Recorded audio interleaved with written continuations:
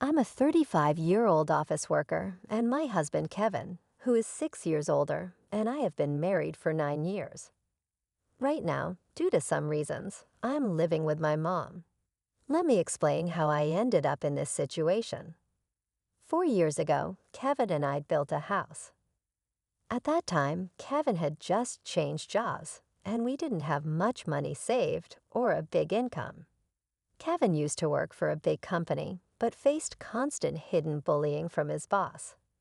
This caused him sleep problems, and eventually he couldn't go to work anymore. He saw a psychiatrist, took a break for about 3 months, but when he didn't get better, he quit his job. After that, we got by on just my salary. Kevin didn't work for 3 months, but slowly started to feel better. He began eating and sleeping well again, and his psychiatrist was pleased with his quick recovery. My cheerful, loving Kevin was back. He then started looking for a new job. His experience at the big company helped, but finding a job was hard because he left his last job due to mental health issues. During this time, we found a small company that needed him. The salary was about a third of what he used to make, but he was happy to be working again. He said it was much better than being without a job, which made me happy. This job was also in the field he wanted to work in. We wanted to have children, but it was clear that life would be tough if I stopped working. So I continued working. I also loved my job, and we decided not to have children at that time. Since it was just the three of us, our life was peaceful. Then my mother, Sarah, was paralyzed in a car accident and needed a wheelchair to get around. My dad had passed away when I was in middle school, and Sarah had been living alone since then. Our family home was old and not suitable for a wheelchair with many steps. Kevin then said, "I'm worried. Let's live together." Sarah and I were surprised, but I appreciated Kevin's unexpected kindness. Since Kevin had just changed jobs, we were unsure about the future, but we decided to apply for a mortgage. As expected, it was tough to get a loan because Kevin hadn't been at his job for long. However, we were determined and didn't give up. After trying with several mortgage companies, we finally found one that worked with us and approved our loan. We bought our dream home, which I had always imagined. It was filled with the smell of wood, thick wooden beams on the ceiling, custom storage spaces, a kitchen tailored to my height, and spacious cypress flooring. Importantly, it was a single-story, barrier-free house, perfect for living comfortably in a wheelchair. We were excited as the house was being built and visited the construction site every day. When our carefully designed home was finished, it had a large yard where my mom, who now seldom went outside, could enjoy sunbathing. However, there was a catch with the land. It was given to us by Kevin's grandfather, who adored Kevin. Kevin's family wasn't wealthy, but when his grandfather was diagnosed with cancer, he started to distribute his assets, giving us the largest plot of land. It felt like winning the lottery, but the land was just a 10-minute walk from Kevin's family home. When we told them my mother would be moving in with us, Kevin's sister laughed and said, "Why is your mother moving in too? How shameless is your family?" Kevin's mother told me, "Marrying someone different like you would bring trouble." She also harshly said it was terrible for her son to have to care for an old person, and called me a curse. Even then, Kevin stood up for my mother and me. He said the land was a gift from his grandfather and no one should complain. Kevin's mother and sister are really mean. It's amazing that Kevin, who is so kind, comes from that family. He's like a beautiful flower that grew out of mud. Kevin always says his family shows him how asterisk not asterisk to be. Kevin thinks his grandfather gave us the land because he wanted us to take care of his mother in her old age. He also gave other properties away. Kevin's sister got a parking lot that's a 10-minute walk from their home. It's smaller than our land, but makes good money from parking fees. Honestly, I would have preferred that, but a gift is still a gift, and we are thankful. Thanks to my grandfather-in-law, we could build our house without paying for the land and used it to help get a loan. When the house was finished, we invited Kevin's mother and sister's family over.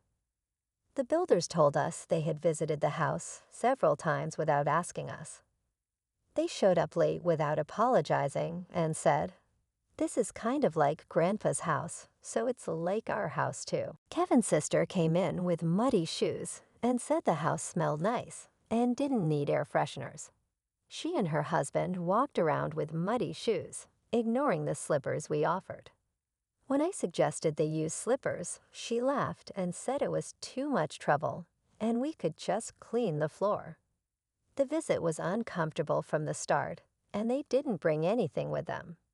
When they saw my mother's room, which is spacious and sunny, Kevin's mother said she would like that room. My mother's room is like a duplex with its own kitchen, almost a second living space. "I want to live here," said my mother-in-law. Then she told my mother, "You were lucky to have that accident, weren't you? Thanks to being paralyzed, you moved from that old shack to this nice house. Isn't that a lucky turn of events?" My mother said nothing but looked very sad. I was really angry inside, but before I could say anything, Kevin spoke up. "What did you just say? There are things you should and shouldn't say. It makes me question your humanity. I can't even believe you're part of my family. You're the worst." "Apologize now," Kevin demanded firmly. Whether they were amused or not, my mother and sister-in-law glared at me. Then my sister-in-law angrily asked Kevin, "What's this all about? It's a total turnoff. It's not cool to invite people over and then be rude to them. Just because you built a house, you think you can act superior." The mother-in-law chimed in, "My son messed up by marrying you. You're a jinx." Kevin didn't stay silent. "Enough is enough. This mess started because of your rude comments. You said the accident was a good thing and called my wife a jinx. I will not forgive that." The mother and sister-in-law looked frustrated by Kevin's strong response. Then my mother, who had been watching everything, said with regret, "It's okay. I am here because of the accident, and it's true. I moved from a rundown house to this beautiful one. Your son has always been kind to me. Thank you." Perhaps feeling guilty, the mother and sister-in-law left, giving me a nasty look. My mother then apologized to Kevin. "I'm sorry if I upset your mother and sister. I'm sorry for ruining the mood at our housewarming party." Kevin responded, "No, I should be the one apologizing. It's embarrassing how they lack decency. I'm really sorry, but I am happy to be living with you. Please understand that." With that, my mother started to tear up. Since we live near Kevin's parents' house, the neighbors all know us well. They've known Kevin since he was a child and are very kind to us. 4 months have passed since that day. We were finally settling into our new home, and my mother started to smile more. Then I received an unexpected call from home while I was at work. It surprised me because we rarely get calls from home. My bad feeling was right. My mom, sounding very upset, called to tell me something awful. Kevin had collapsed at work. I was shocked and spoke to her right away. Then I rushed to the hospital. On the way, I tried to stay calm by imagining that Kevin would be okay when I got there, joking around like always. I was shocked to see him with so many tubes attached to him. We had plans to go to a movie that weekend. The doctor told me Kevin was in critical condition and might not wake up. I felt like I was in a movie. I couldn't even cry. Despite my prayers, Kevin passed away at the hospital. My shock continued as my mother and sister-in-law arrived after hearing the news. My sister-in-law accused me harshly, asking if I had poisoned him or if I was after his life insurance.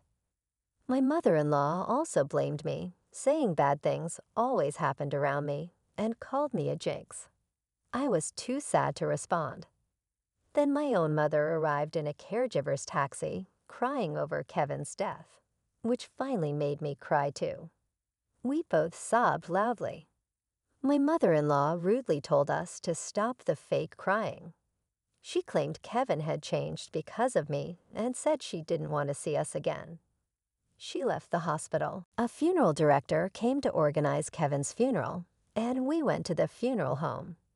Kevin had died from a brain hemorrhage, which was hard to believe since he had been fine that morning.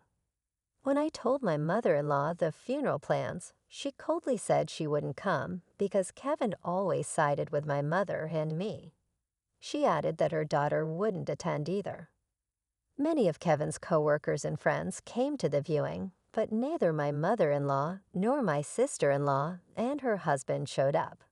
It was clear that Kevin was deeply loved. Many people cried for him. It was hard, but maybe this is just the kind of people his family were. I was grateful to spend the day with those who truly missed my husband. After Kevin's death, I got an email from my mother-in-law. It was inappropriate, so I didn't reply. She was asking about the life insurance money and kept emailing me when I didn't respond. Eventually, she claimed she had a right to it. I chose to ignore her because I wasn't ready to deal with that. When we got home, I noticed a light on inside, which was odd. My mother, Sarah, was confused as we thought we turned off all the lights. I figured I might have forgotten, given how upset I was. I told her it was understandable given the situation and unlocked the door. When we entered, we could hear the TV, which was very strange. Inside, we found my sister-in-law and her husband sitting there. I was so shocked I couldn't even speak. The living room was full of unfamiliar furniture and boxes. We had no idea what was happening. My sister-in-law said, "Why did you just barge in here?" "Well, it's your first time, so I'll let it slide. We're taking this house. We sold your stuff, so leave." My mother and I were completely shocked. I asked where our furniture and belongings had gone, and she casually said a resale company had taken everything, claiming we had good furniture and got a good price for it. They bought new furniture with that money, saying, "Who wants furniture a dead person used?" It's bad luck. She added that she cared about such things and remarked we must be minimalists or poor because we had so few things. The furniture was carefully chosen by my husband and me. I couldn't forgive them for this. My mom was furious too, her face turning beet red, but she was too shocked to respond. I immediately called the resale company. After explaining the situation, they agreed to treat the items as stolen and return them. Now that my husband was gone, dealing with this was the last thing I needed. I didn't want anything to do with his family, but I wanted to stay in the house full of memories of him. While wrestling with these feelings, my mother quietly said, "What do you think Kevin would say if he were here now?" "He might say we should leave." "I'm sure he would." Kevin often mentioned that it's good to spend time with people who understand you. Some people will never understand, no matter how much you try.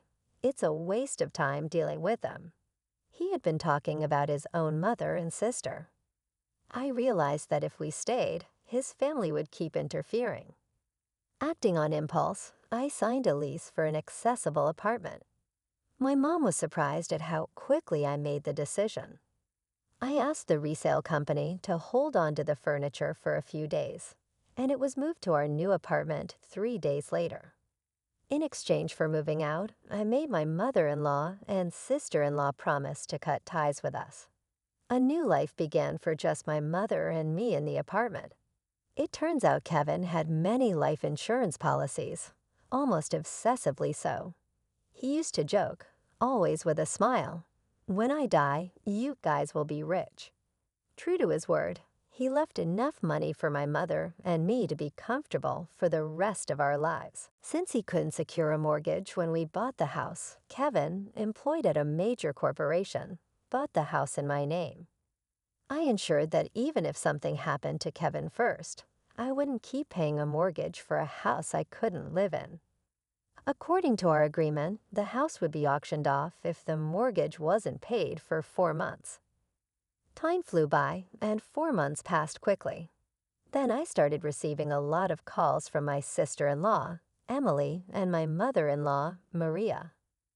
My call history was filled with their names, and it was getting scary, like something out of a horror movie. They were incredibly persistent, so I finally answered. They were furious because the house was being sold. Apparently, when they tried to return to the house, they found out they couldn't get in because of a seizure notice. Emily and her husband had moved out of their apartment since Kevin passed away, and Emily had also quit her job. I suggested they move back into their parents' house since they were panicking about suddenly being homeless. Surprisingly, Maria had gotten so caught up in gambling that she couldn't keep up and had sold her own. It turns out that Maria and Emily have been living together for the past 5 months. I also heard they sold their main source of income, a parking lot in front of the train station, a long time ago. Now, Maria and Emily's family are completely homeless. When Maria said, "I'm sorry for everything. Let's get along. Can you lend me some money, please?" I replied, "I think it's best if you stay away since I'm a jinx. We're strangers now that we've severed ties." Maria was quiet after mumbling weakly. In my mind, I was thinking, who's the real bad luck charm here? Then when I said I wouldn't lend them a single cent, Emily, who had been listening next to Maria, shouted, "You devil! Bring us the money right now." I replied, "I am a devil and bad luck, so I'm going to hang up now," and ended the call. In reality, I had involved a lawyer over the past 5 months to push for the auction of the house. I thought it was an unusual case, but apparently it's not that uncommon. The house was sold without any major issues, giving our family a moment of peace. We planned to find a new home with the money Kevin left us. Since it's just my mother and me, we don't need a big house. We'd rather prioritize security as two women living together. So I chose a condominium with minimal noise disturbance. I remember something my husband always said when we built our home. People can get energy from the sun. Let's create a place where Mother can enjoy her hobby of reading in the garden without feeling self-conscious. With those words, he had made a spacious courtyard for her. It's heartening to hear that you found a condominium with a spacious balcony where your mother-in-law can enjoy her coffee and reading. While the new place may be smaller than your previous home, it's comforting to know you've been able to keep some of the furniture your husband likely chose. The sale of the house, which was on the expansive land gifted by Kevin's grandfather, fetched more than expected, providing a solid financial foundation for your family's future. The decision to invest in a luxurious condominium with top-notch security features is a testament to your late husband's cautious nature. It undoubtedly brings you a sense of peace in the wake of the tumultuous events involving your in-laws. Since Kevin's passing, life has taken a dramatic turn. Navigating the fallout from his family's actions has been emotionally draining. Following the auction of the house, Maria and Emily found themselves without a place to live and ended up in public housing. Despite their efforts to secure financial assistance, they've resorted to disruptive behaviors, such as hosting barbecues on their small balcony, which has left the community incredulous. These actions, coupled with frequent loud arguments, highlight their disregard for others' comfort and the challenges they face in adjusting to their new circumstances. With Emily's husband having left, she and Maria are now facing these difficulties on their own.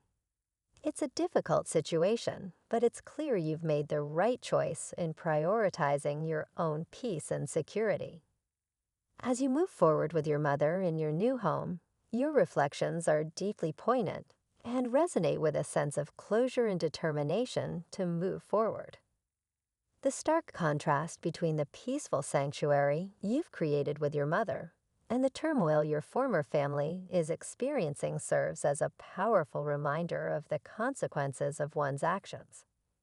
It's evident that you found solace in creating a tranquil haven where you and your mother can feel safe and secure, free from drama and disruptions.